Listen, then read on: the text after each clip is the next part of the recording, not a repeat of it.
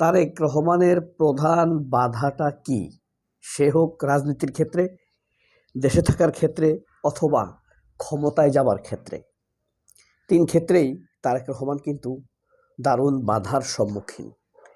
এই জিনিসটা কারা দিচ্ছে?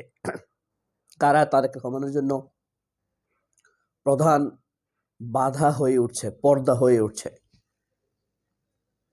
এটা আমাদের নিশ্চিত করার জন্য একটু ধারণা নিতে হবে, জানতে হবে। এই যে আমেরিকান এম্বাসির সাথে বিএনপিপন্থী সাংবাদিকদের যা ঘটেছিল, যার কারণে ফাঁস হয়ে গিয়েছে আমেরিকা আসলে বিএনপি নয়, জামায়াতকে ক্ষমতায় দেখতে চায়। সেই ঘটনা আপনারা জানেন, তারপর এটা একটা ছোট্ট করে একটু বলতে হবে। সেটা হলো বিএনপিপন্থী সাংবাদিকদেরকে মূলত ডেকেছে আমেরিকান এম্বাসি বিশ্বাস করে। এক নম্বর হলো তৃণমূলে বিএনপি এবং জামায়াতের অবস্থানটা সাংবাদিকরা জানে। এখন ফ্যাসিবাদপন্থী সাংবাদিকরা এই ব্যাপারে ভালো তথ্য দিবে না, এ কারণে তারা অ্যান্টি ফ্যাসিবাদ মনে করে বিএনপিপন্থী সাংবাদিকদেরকে ডেকেছে। তারা সেখানে মিথ্যা কথা বলেছে। কি মিথ্যা কথা বলেছে? জামায়াত ক্ষমতায় আসলে খ্রিস্টানদের গির্জাগুলো দখল করে ফেলবে, শরিয়া আইন বাস্তবায়ন করবে, মানুষের উপরে পর্দা এনফোর্স করবে, মানে জোর করে চাপিয়ে দিবে। কিন্তু আমেরিকার কূটনীতি বলছে তোমাদের কথার সাথে তো মিলে না। জামায়াতের সাথে অনেক নারী দেখছি আমরা উন্মুক্ত, যে যেভাবে খুশি মিটছে। তারা তো জনপ্রিয়, তরুণরা তাদেরকে চাচ্ছে, বিশ্ববিদ্যালয় ক্যাম্পাসগুলোতে তা প্রমাণিত হচ্ছে। এই কারণে এই কাজটি কাজী জেসিন, জুলকারনাইন সায়ের, খালেদ মহিউদ্দিন, জাইমা ইসলাম রহমান না, জাইমা ইসলাম একটা সাংবাদিক আছে, জাইমা রহমান একটা সাংবাদিক আছে। জাইমা ইসলাম আপনারা চিনতে পারেন, যেদিন প্রথম আলোতে দুর্ঘটনা ঘটেছিল সেদিন বলছিল না একটা মেয়ে সাংবাদিক আটকা পড়ছে, যদিও কথাটা মিথ্যা। সেই মেয়ে হইল জাইমা ইসলাম। ফেসবুকে লিখছে যে নিঃশ্বাস নিতে পারি না, মনে আছে না একটা সাংবাদিক? সে হইল জাইমা ইসলাম। সে বাসায় থেকে এটা লিখছে। যাই হোক, এটা পরের বিষয়। তো এই ঘটনাটা ঘটালো কে? গাজী টিভির কাজী জেসিন। এখন কথা হলো বিএনপি কেন কাজী জেসিনের পক্ষে দাঁড়াচ্ছে? বলছে কাজী জেসিন এই কাজ করে না, এই কাজ করছে জাইমা ইসলাম। জাইমা ইসলামের সাথে জুলকারনাইন সায়ের সম্পর্ক অত গভীর না, তবে সম্পর্ক নাই তা না, সম্পর্ক আছে। তবে জুলকারনাইন সায়ের সাথে আন্তরিক, বন্ধুত্বপূর্ণ, একটা প্রেমময় ভালো সম্পর্ক আছে কাজী জেসিনের। পরাকিয়া না, কাজী জেসিনের। এখন বিএনপির লোকেরা দেখবেন সব দিক থেকে কাজী জেসিনের সেভ করার চেষ্টা করছে। ইতিমধ্যে Kazi Jesin is in risk about his job, about his abroad, about his tour, about his মার্কিন visa, about his European visa. Kazi Jesin রীতিমতো অবিশ্বস্ত সাংবাদিকে পরিণত হয়েছেন ভারতের দালালি করতে গিয়ে। ভারতের দালালি কেন করলেন? তারেক রহমানের কে বেশি তাদের উপরে তারেক রহমানের উপকার করার জন্য এই কাজ করে নাই।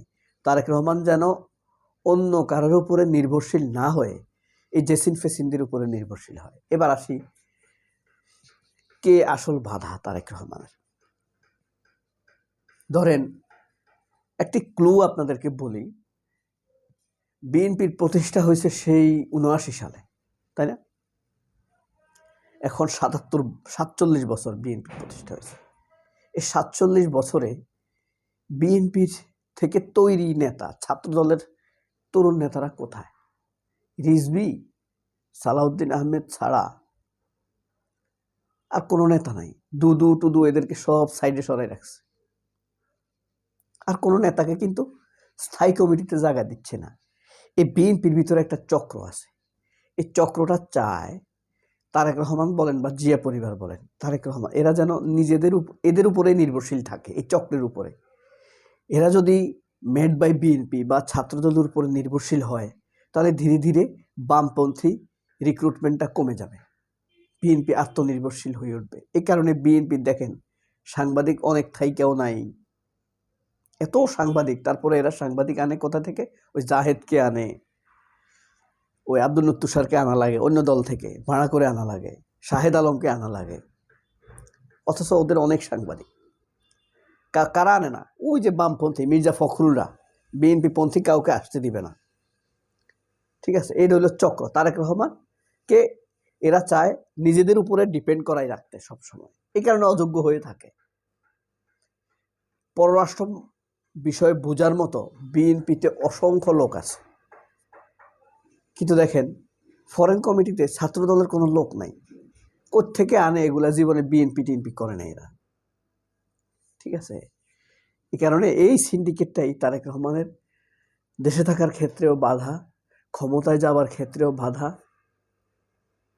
এবং রাজনীতি তারেক রহমানের লং টার্ম স্ট্রোক খেলার ক্ষেত্রেও বড় বাধা হয়ে আছে এরাই।